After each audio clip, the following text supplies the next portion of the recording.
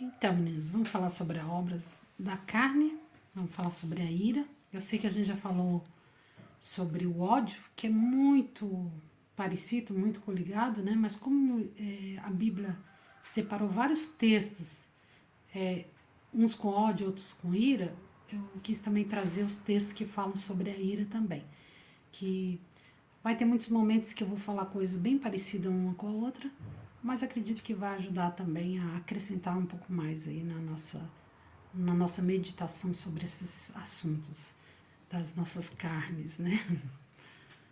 É algo tão corriqueiro, tão fácil de cada um de nós cair nisso, né? Que vale a pena estudar mais a fundo para a gente destrinchar isso e poder se posicionar, né? Em relação a essa situação, né? Bom, a ira é um sentimento, assim como a raiva, o ódio, a mágoa, o rancor, a cólera, a irritação, a agressividade, a frustração, a indignação, todos são sentimentos que se interligam, né, com o ódio, com a ira, né? Então, mas cada um deles é uma resposta a algo que nos afetou, de alguém, ao falaram, o que fizeram, ou alguém, né, que é dependendo de quem fez, o nível de quem fez, o nível da ofensa, da agressividade, vai determinar o quanto esses sentimentos vão se progredindo, né, e se intensificando para o nível da ira que pode nos levar a pecar, né. Então, normalmente a gente sente isso contra alguém ou contra algumas pessoas e é gerado por alguma ofensa e vai dar origem a uma situação de resposta a nós, né? Aí a gente fala sobre ação e reação, né? A gente pode estar recebendo algo, tá recebendo uma ação de alguém. Agora, qual a resposta de reação que eu vou dar é que fica aí para a gente pensar, né? A gente pode responder no mesmo nível, porque se a pessoa está irada contra nós, a gente pode também se irar contra ela, aí é devolver mal por mal. Ou a gente pode processar isso dentro da gente e, com domínio próprio, né, reagir de uma outra forma. Não reagir, agir de uma outra forma, né? Porque a reação, ela é exata consequência da ação. Então, se uma pessoa está irada comigo, eu reajo com ira. Porque eu estou só devolvendo a mesma ação que a pessoa me mandou. Agora, se uma pessoa age comigo com ira, mas eu ajo com ela com paciência, com amor, com misericórdia, com compaixão, eu não estou reagindo, eu estou agindo, eu estou escolhendo agir diferente do que ela agiu comigo, né? Infelizmente, as pessoas tendem a justificar a sua ira em vez de aceitar a responsabilidade. Cada pessoa luta em graus variados com a ira. Felizmente, a palavra de Deus tem princípios sobre como lidar com esse sentimento de maneira piedosa e como vencer a ira pecaminosa. Então, ao invés de a gente justificar quando a gente está com ira, a gente deveria aceitar a responsabilidade do que nós estamos fazendo, né? Ser responsáveis, né? Não culpados, porque a culpa a gente fica procurando sempre um culpado, né? Não é culpado, é responsável, né? Então, se alguém se irou contra mim, é uma responsabilidade dela sobre as atitudes dela. Agora, a maneira que eu vou agir, ou se eu vou reagir, aí é uma responsabilidade minha, e sobre esta maneira eu vou ser responsável, tanto diante de Deus como diante da pessoa, da situação, né? Então, assim, a ira nem sempre é um pecado. Existe um tipo de ira que a Bíblia tolera, muitas vezes chamada de indignação justa. Então, aqui a gente vai ver essas duas situações. Existe a ira positiva e a ira negativa. Então, A positiva é quando é uma indignação justa, né? Deus se ira, e é aceitável que os crentes se irem também. Duas palavras gregas no Novo Testamento são traduzidas como ira. Uma significa paixão, energia, e a outra significa agitado, fervente, né? Então, se eu estou fazendo tendo uma ira justa por alguém que está sendo maltratado, porque estão blasfemando contra Deus, né? Alguma coisa assim que me traz, que mexe na paixão que eu tenho de energia de Deus, né? É uma coisa, né? Eu posso estar fazendo posso sentir essa ira, essa situação, mas isso não me dá direito a pecar, né? Isso não me dá direito apenas a sentir, né? Mas me dá o dever, a responsabilidade de agir corretamente, né?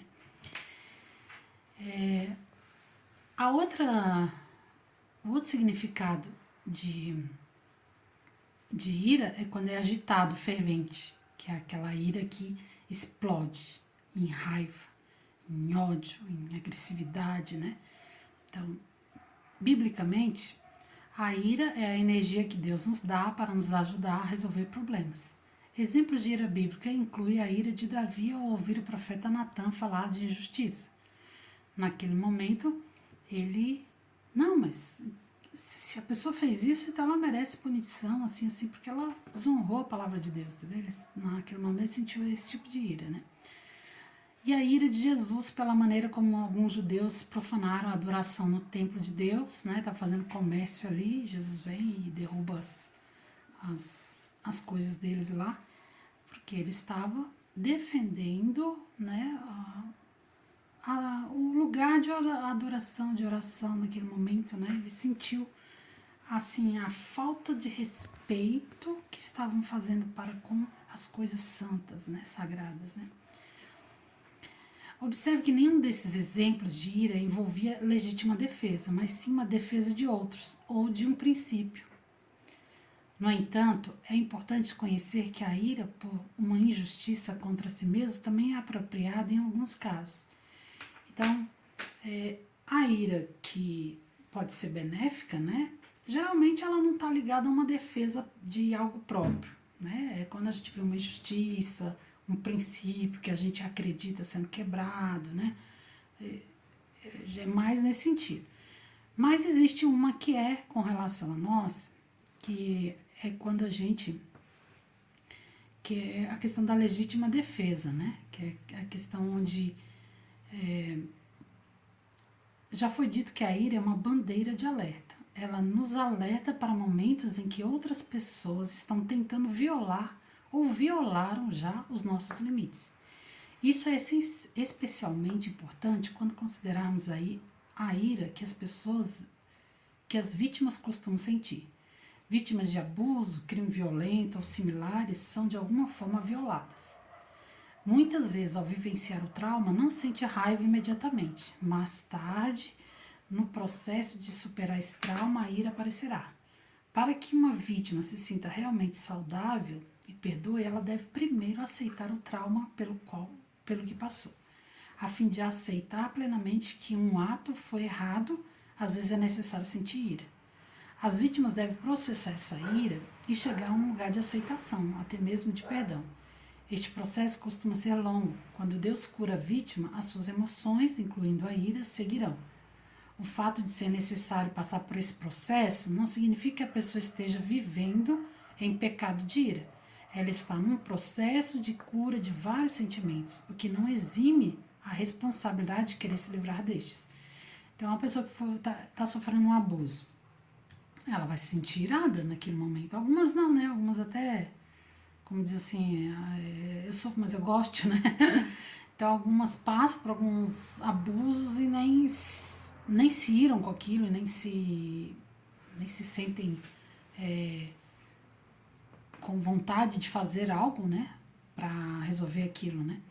Porque a ira, ela dá também uma certa impulsionamento para fazer algo, né?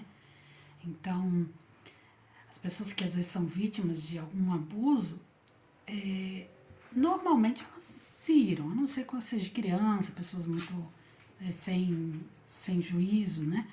Aí elas vão ter dificuldade para interpretar o que está acontecendo. Mas a pessoa adulta, com as suas capacidades, ela vai se irar com os maus tratos, né? E isso é necessário para que ela se posicione, né? Porque senão ela vai ser massacrada por vários tipos de pessoas que vão pisar nela e vão fazer o que querem, né? Então, a gente tem... por que a gente tem esse sentimento? Porque Deus permitiu a gente ter também, né? Por quê? Porque a gente precisa, de uma certa forma, ter alguns posicionamentos. Só que assim, eu não preciso me posicionar com agressividade, mas eu preciso me posicionar, né? Eu preciso me posicionar com elas, com seriedade, com responsabilidade em relação àquilo, né? Então, vamos supor, um homem está sendo agressivo com a esposa, batendo nela e tal, ela vai simplesmente ficar apanhando, deixar ele apanhar porque, não, porque ela tem que amar? Não, né?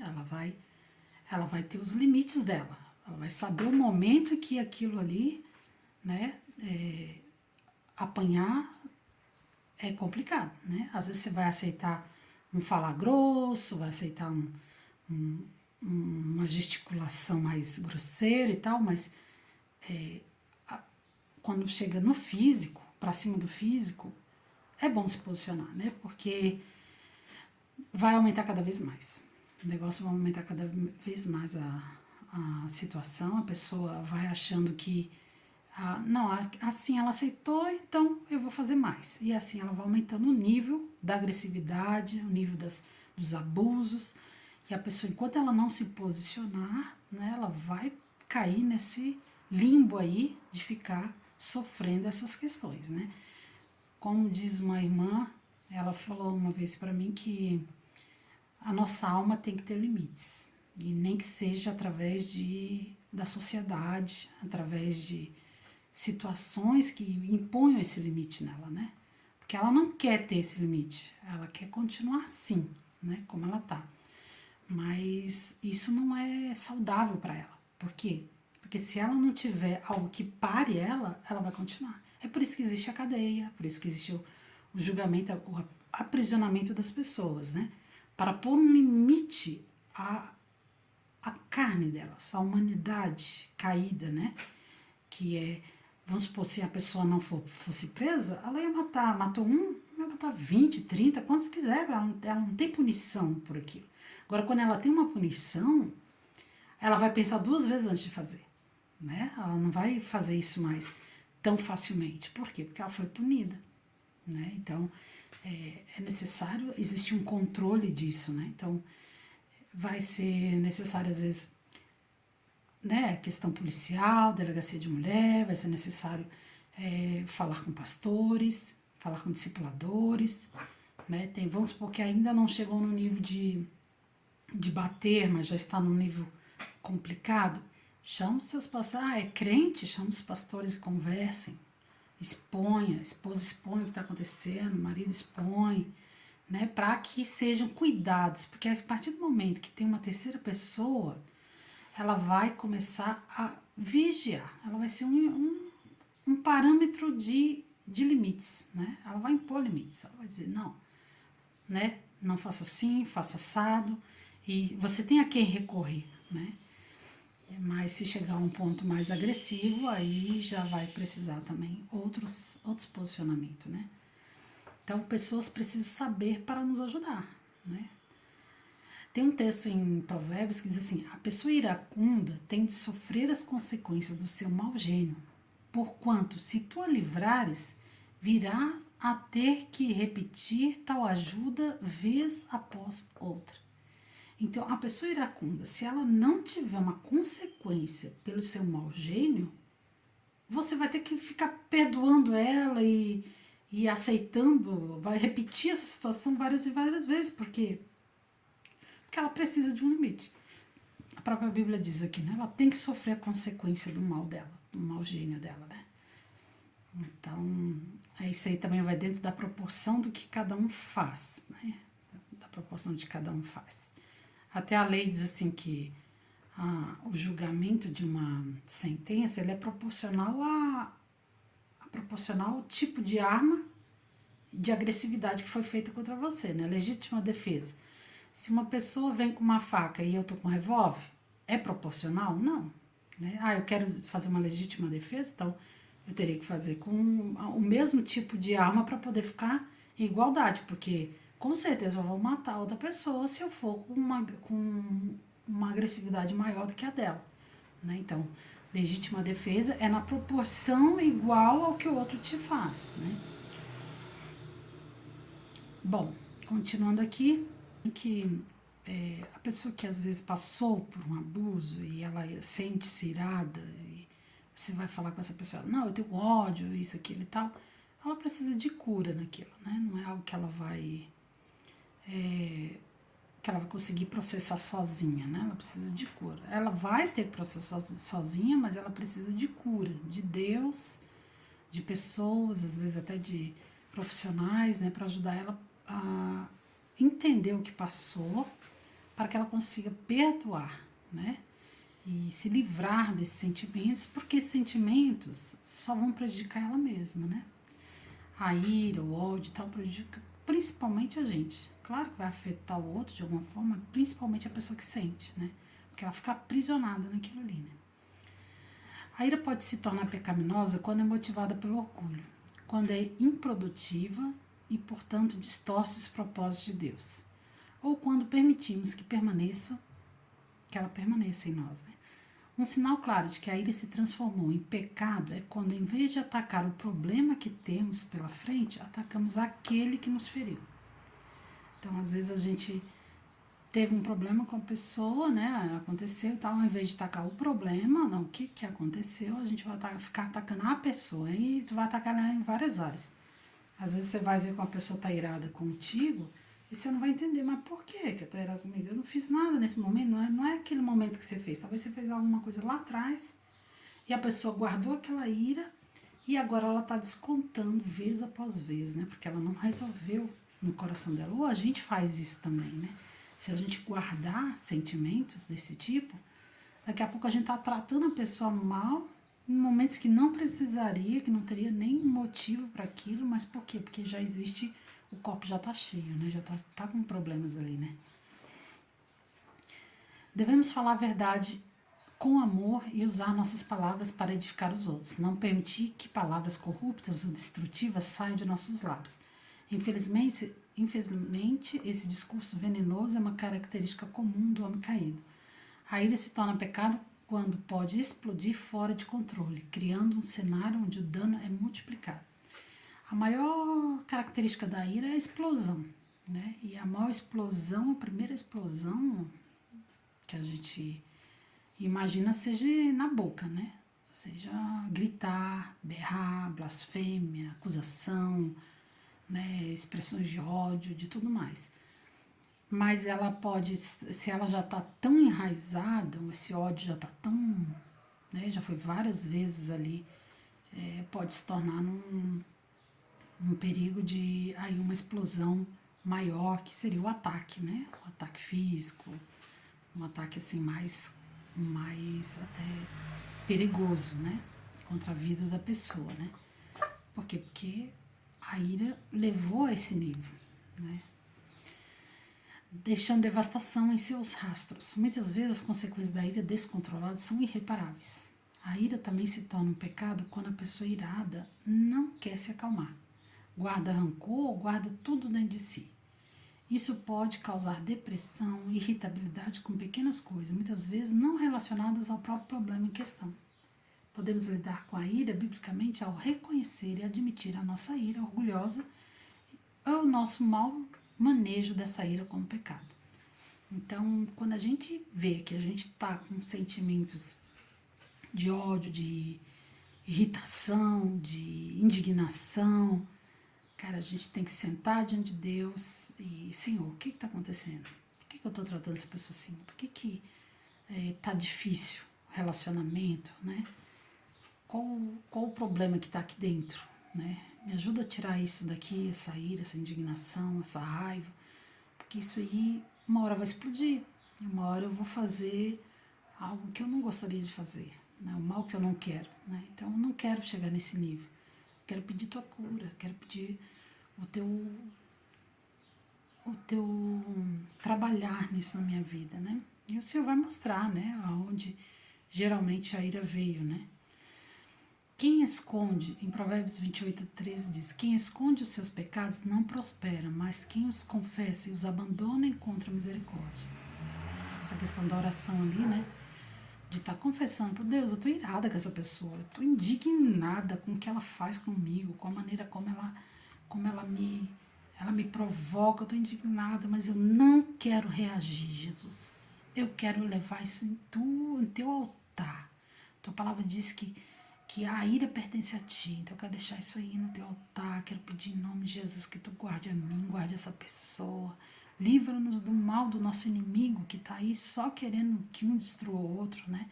A gente tem que entender que muitas das iras vêm de flechas de dados inflamados do inimigo, tanto na cabeça do outro ou na nossa, para fazer confusão, briga, discórdia, esses tipos de coisa, para que a gente peque.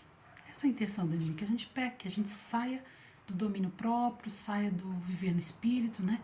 E vá para essas modalidades da carne. E aí, ali a gente vai sim, né? Ficar emaranhado nisso aí.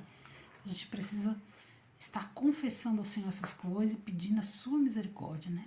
1 João 1,9 diz, se confessarmos os nossos pecados, Ele é fiel e justo para perdoar os nossos pecados e nos purificar de toda injustiça. Oh, irmãs, esse texto é tão tremendo, porque não só Ele tem poder de nos perdoar, né, os pecados, mas nos purificar. Quer dizer, tornar puro aquilo em nós. Ele tem poder de arrancar isso de dentro de nós, se a gente deixar, se a gente quiser, se a gente declarar, se a gente confessar, se a gente realmente quiser tirar aquilo de dentro de nós, o Senhor tira, Ele nos purifica, vai embora. Ele nos lava com a lavagem da água pela palavra, né? Então, essa confissão deve ser feita tanto a Deus quanto àqueles que foram feridos por ela. Não devemos minimizar o pecado dando desculpas ou colocando a culpa nos outros. Aqui entra a questão assim, vamos supor, se você chegou ao ponto já de se irar e ofender e falar brabo e gritar e fazer coisas que Deus, você sabe que é pecado, que já extravasou a ira, aí não é só uma questão de confissão a Deus. Aí você vai ter que também confessar a quem você ofendeu, a quem você machucou, né? Então, enquanto a gente estivesse com aquilo só dentro de nós, e a gente não tiver feito algo ainda extravasado, explodido, a gente confessa a Deus e Deus vai nos purificar. Agora, se a gente não percebeu, deixou aquilo andar e aquilo, puf, extravasou, aí a gente vai ter que pedir perdão também para a pessoa que a gente fez o mal, né? Até mesmo para que isso se torne uma punição, né? Porque não é fácil confessar para alguém que você errou. Então isso já é uma punição que a gente está se fazendo a nós mesmos e a gente vai ter mais dificuldade de fazer de novo, porque, ter que ficar pedindo perdão toda hora, não dá, né? Então a gente vai, através dessa punição também se policiando, né? Podemos lidar com a ira biblicamente se considerarmos que Deus está julgando. Isso é especialmente importante quando as pessoas fizeram algo para nos ofender. Então, se a gente entender que o Senhor está olhando para nós o tempo todo, né?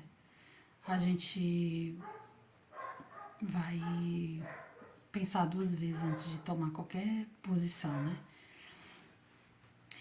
Meus irmãos, Tiago 1, 2, 4. Meus irmãos, considere motivo de grande alegria o fato de passarem por diversas provações. Então, Deus nos prova para ver o que há em nosso coração, né? Até mesmo para a gente saber o que há no nosso coração, né? Romanos 8, 28, 29 diz, sabemos que Deus age em todas as coisas para o bem daqueles que o amam, dos que foram chamados de acordo com o seu propósito. E Gênesis 50, 20 aponta para o fato de que Deus é soberano sobre todas as circunstâncias e pessoas que surgem em nosso caminho. Nada nos acontece que Ele não cause ou permita. Embora Deus permita que coisas ruins aconteçam, Ele é sempre fiel para resgatar essas situações para o bem do seu povo. Deus é um Deus bom. O Senhor é justo em todos os seus caminhos e é bondoso em tudo o que faz. Salmo 145:8. Refletir sobre essas verdades até que ela passe de nossas cabeças para os nossos corações mudará a maneira como reagimos àqueles que nos machucam.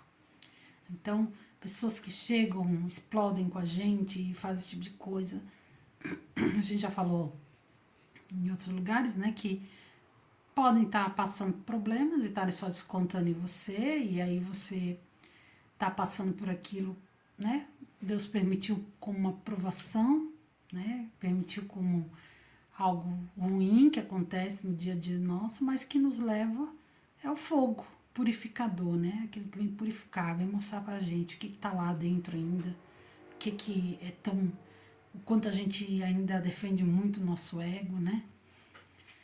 Podemos lidar com a ira biblicamente quando damos espaço à ira de Deus. Isso é especialmente importante em casos de injustiça, quando homens maus abusam de pessoas inocentes. Amados, nunca procurem vingar-se, mas deixe com Deus a ira, pois está escrito, minha vingança eu retribuirei, diz o Senhor. Então, porque se a gente não colocar nas mãos de Deus, a gente vai querer se vingar de tudo quanto é situação. Né?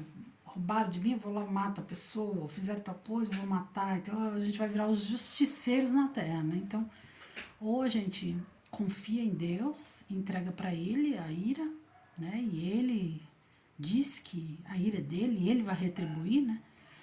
Ou a gente vai fazer com as próprias mãos, né? Então, os que creem no Senhor e deixam na mão dele, Ele confie nele que Ele fará, né? Ele agirá, né? Podemos lidar com a ira biblicamente quando retribuímos o bem com o mal. Não se deixe vencer pelo mal, mas vence o mal com o bem. Esta é a chave para transformar nossa ira em amor. A primeira situação para a gente começar a vencer a ira é a gente retribuir o bem com o mal. Então, a pessoa vai gritar conosco e a gente vai fazer alguma atitude boa para com ela. Ou servir, ou no falar, ou no agir. A gente não vai retribuir da mesma forma, né? E isso vai mudar o nosso coração. Por mais que a gente, no momento, possa estar com sentimentos de ira, de raiva, mas o agir com amor vai transformar, tirar aquela raiva ao ponto de se tornar uma ira e explodir, né? Assim como nossas emoções fluem de nossos corações, também nossos corações podem ser alterados por nossas ações. Mateus 5,43, mas eu lhes digo, amem os seus inimigos e orem por aqueles que os perseguem. Ou seja, podemos mudar os nossos sentimentos em relação a outra pessoa quando mudamos a forma como decidimos agir com ela. Então, as nossas ações podem mudar nossos sentimentos também. Podemos lidar com a ira, biblicamente, também quando nos comunicamos para resolver o problema. Existem 4 regras básicas de comunicação. Então, quando a gente fala com a pessoa, né? Existe aquela questão de que às vezes a pessoa está nos irritando, fazendo coisas contra nós. E às vezes a gente precisa só conversar com a pessoa para que ela também acorde, né? De que aquilo ali está incomodando. Se é uma pessoa convertida, se ela é uma pessoa que respeita você e tudo, pode ser uma boa estratégia, né? É uma boa estratégia, né? Vai ajudar ela também a reconhecer o pecado dela. Mas a gente já viu também que há casos que você fala, a pessoa não tá nem aí, não ouve, só te ridiculariza, então não vai adiantar muito. Mas para quem adiantar, essa diquinha aqui vai ajudar bastante, que diz em Efésios 4, 15 e 25, né? Seja honesto e fale a verdade. As pessoas não podem ler a nossa mente. Devemos falar a verdade com amor. Então, procura com amor trazer o que está acontecendo, colocar a sua situação, né? Trazer à luz o que está acontecendo, né? Mantenha-se atualizado. Quando vocês ficarem irados, não peque. Apazigue a sua ira antes que o sol se ponha. E não dê lugar ao diabo. Não devemos permitir que o que nos incomoda se acumule até perdermos o controle. É importante lidar com o que está nos incomodando antes que venha à tona. Por isso que ele é atualizado, quer dizer assim, não ficar com coisa, guardando coisa do passado, né? Porque senão você vai, é um copo, tu vai enchendo, chega uma hora que vai explodir, né? Então, tá sempre, deu o sentimento, vai diante do Senhor, ora, resolve isso diante do Senhor, conversa com a pessoa, faz essas questões que a gente está falando aqui, para tentar resolver antes que isso se acumule, né? E perca o controle, né? Ataque o problema, não a pessoa. Né? Quando for conversar com a pessoa, procurar não falar, porque você. Não. Eu sinto isso quando acontece isso, né? Eu fale sobre o problema que está acontecendo, né? Para que ela não se endureça com você, né? Então fale do problema. Neste sentido, devemos lembrar a importância de manter o volume da voz baixo. Né? Também é importante na hora, eu sei que vai ser difícil, porque você já está com raiva e tudo, né? Se a pessoa ficar se justificando, aí a nossa tendência humana é a gente ficar brabinho e falar mais alto, né? Mas a gente procurar manter o tom de voz baixo, porque a gente está ali para resolver, não para piorar o negócio, né? A resposta calma desvia a fúria, mas a palavra ríspida desperta a ira. Então, se a gente for com calma, a gente vai dissipar a fúria. Mas se a gente for com palavra ríspida, acusando, julgando e tal, a gente pode despertar uma ira. Ou continuar despertando a ira se a pessoa já está irada. Né? Haja, não reaja. Aquilo que a gente falou, livre-se de toda amargura, indignação e ira, gritaria, calúnia, bem como de toda maldade. Sejam bondosos e compassivos para com os outros, perdoando-se mutuamente, assim como Deus perdoa vocês em Cristo.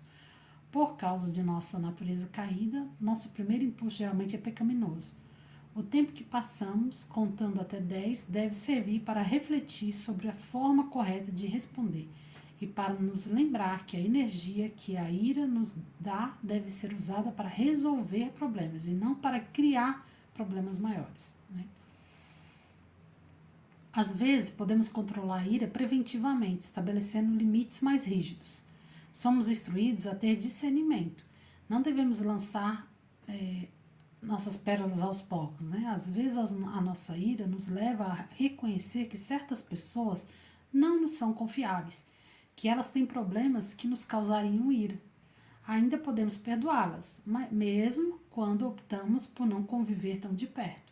Ou deixar de ter tanta intimidade, abrir coração, manter no nível básico e evitará problemas. Então, se você também reconhece que uma pessoa é iradinha, né? Iracunda, como diz o texto lá, né? Você vai querer ter um relacionamento próximo, de abrir coração, de contar os teus problemas, de ficar perguntando o que ela pensa de você. Gente, você vai arrumar problema.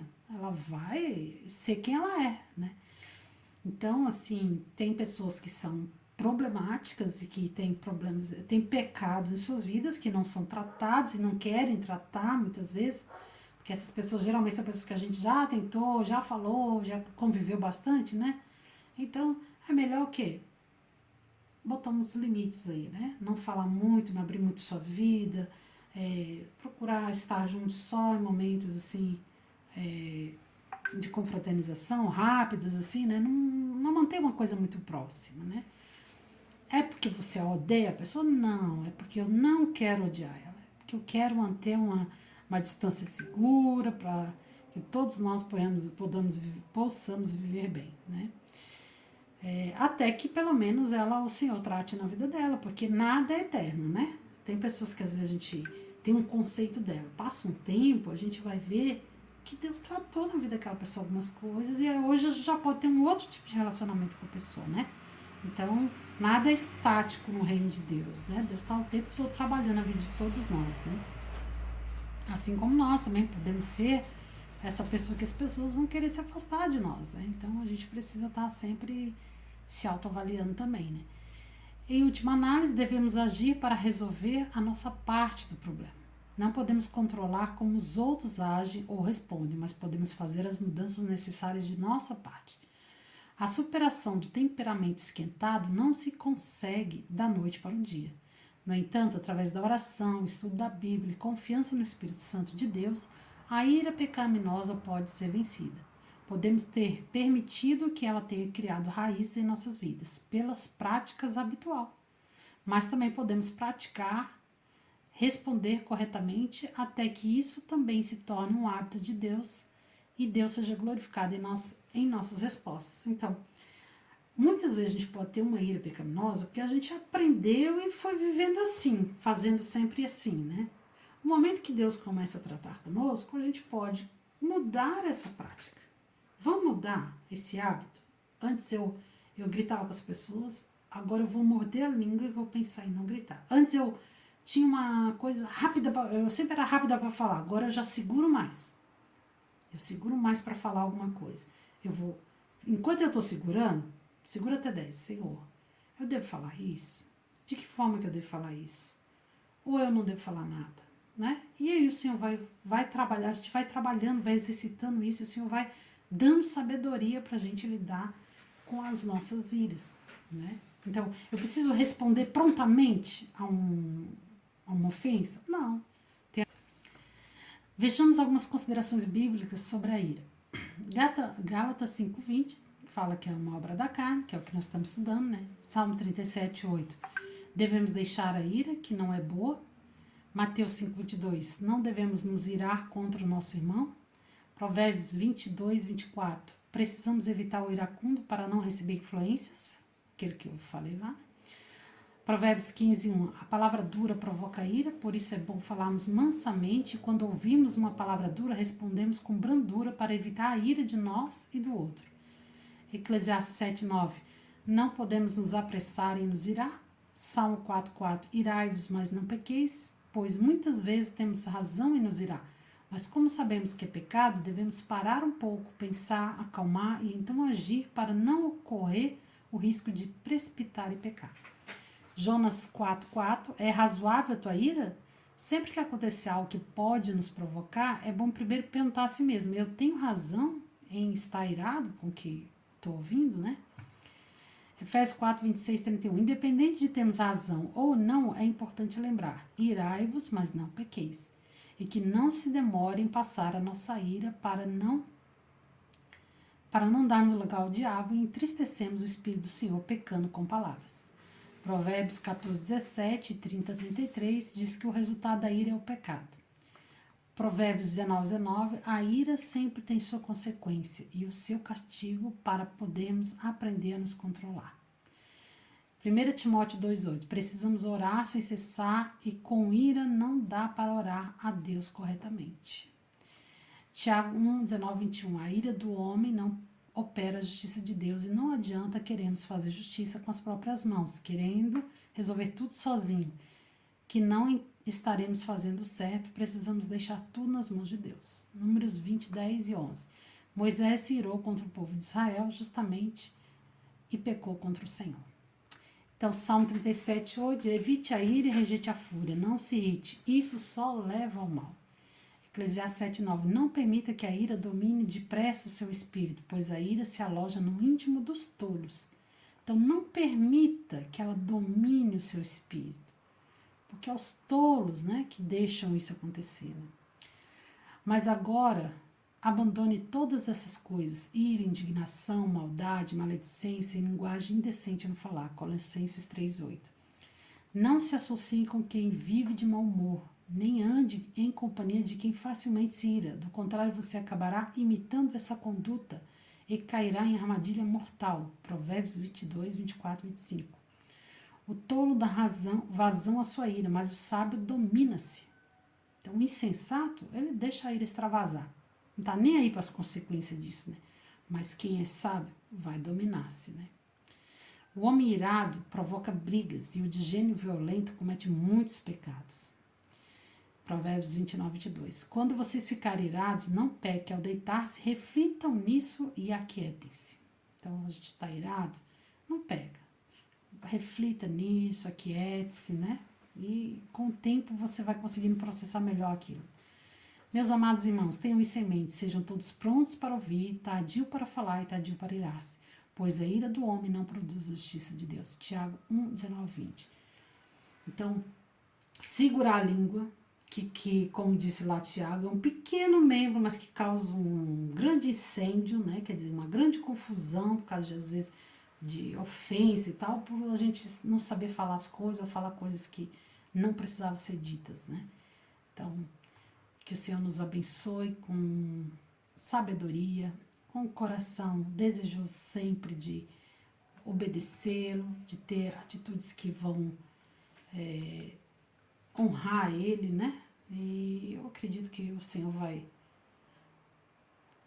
sempre estar nos orientando em todas as coisas, né?